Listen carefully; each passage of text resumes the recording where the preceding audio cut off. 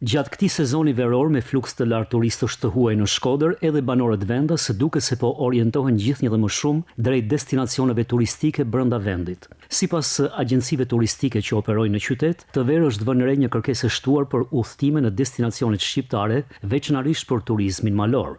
Si mjet Shkodra ka pas i fluks të papam, sidomos për udhëtimet brenda Shqipërisë ka pas shumë kërkesa. Destinacionet që kërkohen, shohim edhe fluksin, Valbona, Thethi, Lumi i Shalës, që ka një nër më të kërkuar si mjet, ai gjithmonë në vendin e parë, po si mjet ka kanë krejt në top lista, si thojmë ne.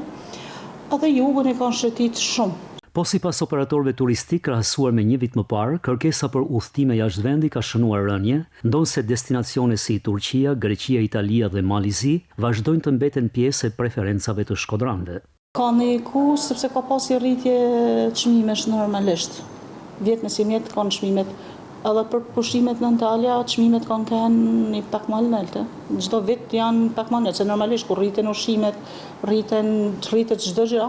Tendenca e këtij sezoni veror tregon se përpushuesit vendas, krahas arsyeve ekonomike, pasuritë natyrore dhe aksesi rrugor po e zhvendosin gjithnjë dhe më shumë vëmendjen drejt turizmit vendas.